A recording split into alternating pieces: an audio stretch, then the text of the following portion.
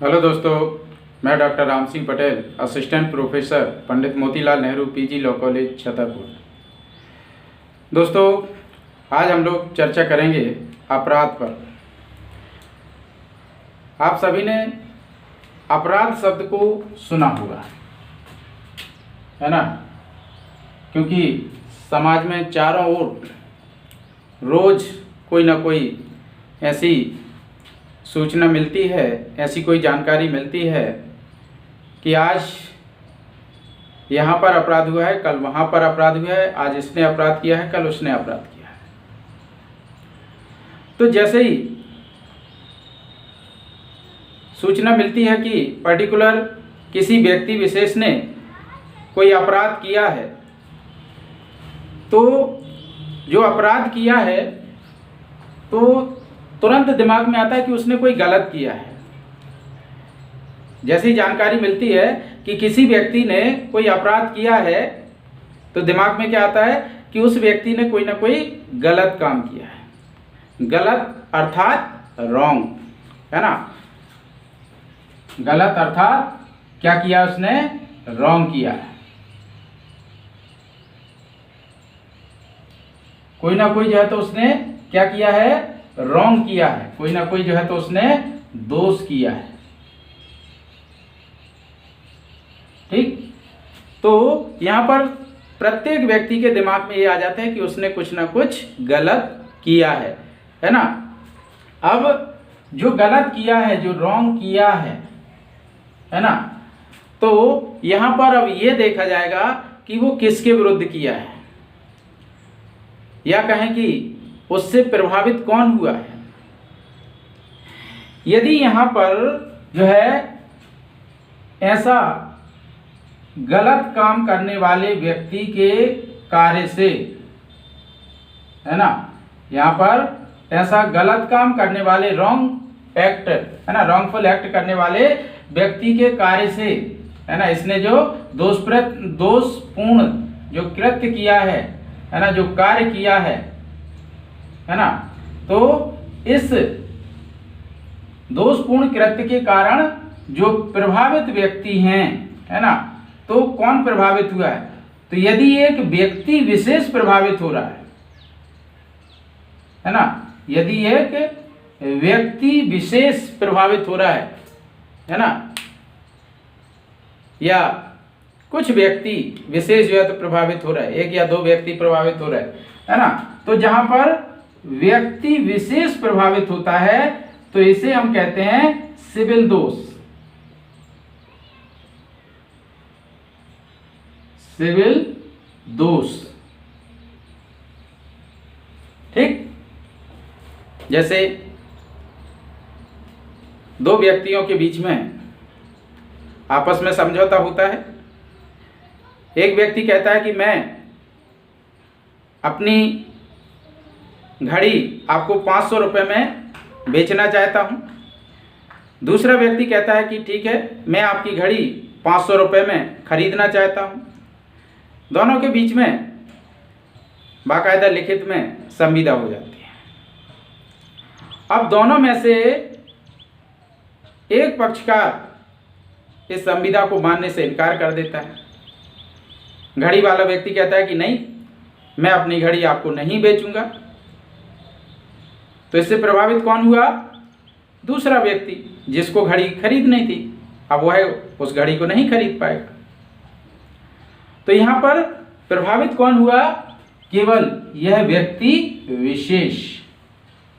तो इसे हम क्या कहेंगे, है ना, ये भी गलत किया इसने, है ना, दोष अर्थात रॉन्ग, है ना। लेकिन ये जो रॉन्ग है, जो दोषपूर्ण कृत्य है, ये केवल व्यक्ति विशेष के लिए प्रभावित कर रहा है, इसलिए इसे हम क्या कहते हैं? सिविल रॉन्ग या सिविल दोष।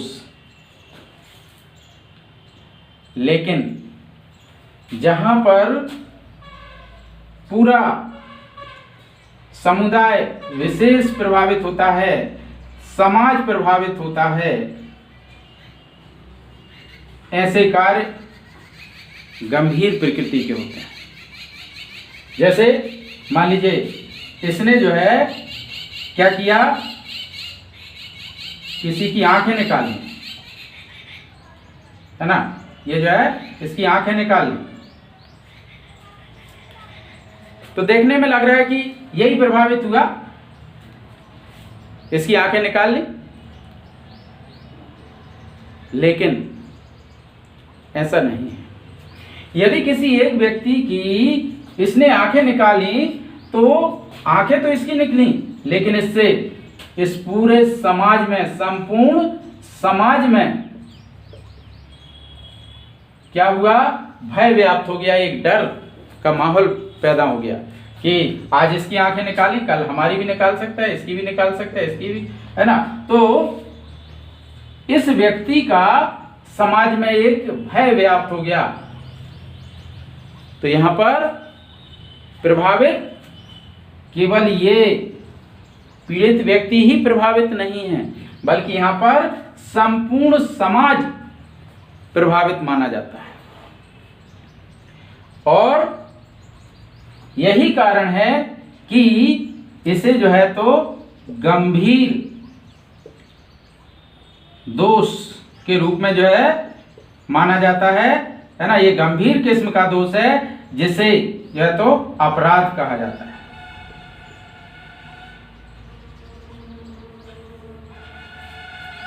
यहां पर चूंकि जो रॉन्गफुल एक्ट है, दोषपूर्ण कृत्य है, उस कृत्य से जब कोई व्यक्ति विशेष प्रभावित होता है तो वह सिविल दोष होता है ना। इसके कार्य से जब व्यक्ति विशेष जो है तो कहना चाहिए कि प्रभावित हो रहा तो वो सिविल दोष है, लेकिन जब संपूर्ण समाज प्रभावित होता है तो वह जो है तो अपराध कहलाता है, क्योंकि यहाँ पर जो है तो पूरे समाज में एक भय का माहौल व्याप्त हो जाता है ना।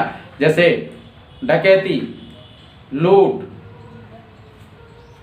बलात्कार, हत्या, है ना, ये गंभीर किस्म के जो कृत्य हैं, तो इससे केवल पीड़ित व्यक्ति ही प्रभावित नहीं होता बल्कि संपूर्ण समाज प्रभावित होता है। इसलिए ऐसे कृत्यों को हम अपराध कहते हैं। अब यहां पर क्या हुआ, यहां पर चूंकि व्यक्ति विशेष प्रभावित हुआ है ना, तो उसकी शिकायत कौन करेगा? स्वाभाविक सी बात है, जो व्यक्ति प्रभावित हुआ है ना, तो ऐसा प्रभावित व्यक्ति ही जो है तो इस मामले की शिकायत करेगा, है ना। वही जो है तो कहना चाहिए कि इस मामले को न्यायालय ले जाए। लेकिन यदि हम यहां पर बात करें, है ना, अपराध के संदर्भ में यदि बात करें, तो यहां पर संपूर्ण समाज जो है तो प्रभावित हुआ है। तो यहां पर जो न्यायालय में मामला जाएगा वह किसकी तरफ से जाएगा? अब समाज कोई व्यक्ति तो है नहीं कि हम कहें कि वो जा रहा समाज, है ना, तो समाज कोई व्यक्ति तो है नहीं कि वो जो है तो यहां पर मामला ले जाएगा। तो समाज का एक प्रतिनिधि होता है जिसे हम कहते हैं राज्य, है ना, स्टेट। तो समाज की ओर से यहां पर राज्य के द्वारा जो है तो मामला जो है तो न्यायालय में ले जाया जाता है। और आपराधिक कृत्य में संपूर्ण मामले का संचालन राज्य के द्वारा किया जाता है।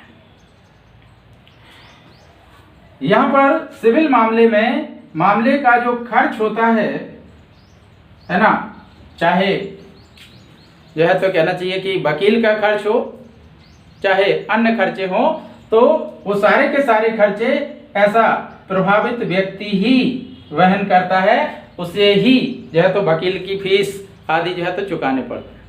लेकिन यहाँ पर अपराध की कंडीशन में जो इसके खर्चे होंगे वो सारे के सारे खर्चे राज्य के द्वारा वहन किए जाते हैं, है ना। ऐसे सारे के सारे खर्चे राज्य के द्वारा जो है तो उठाए जाते हैं। पूरे राज्य का संचालन ही राज्य के द्वारा किया जाता है। साथ ही साथ यहाँ पर राज्य के द्वारा ही अधिवक्ता उपलब्ध कराए जाते हैं। है ना, बाकायदा राज्य के द्वारा, है ना, पूरा एक एग्जाम कंडक्ट करा के अधिवक्ताओं की भर्ती की जाती है ना, एडीपीओ, डीपीओ, है ना, आदि। तो अभियोजन अधिकारी के रूप में या लोक अभियोजन अधिकारी या सहायक लोक अभियोजन अधिकारी के रूप में, है ना, राज्य इनको जो है तो नियुक्त करता है, जो कि ऐसे आपराधिक कृत्यों का संचालन यहाँ पर राज्य की ओर से करते हैं। क्योंकि यहाँ पर व्यक्ति विशेष प्रभावित हुआ है, तो न्यायालय का जो निर्णय आता है उसमें इसकी नुकसानी की भरपाई कर दी जाती है ना, इसको जो है तो नुकसानी दिला दी जाती है या क्षतिपूर्ति जैसे हम कहते हैं, है ना, जितनी उसको क्षतिपूर्ति हुई है ना, उतनी उसको क्षतिपूर्ति दिला दी जाती है।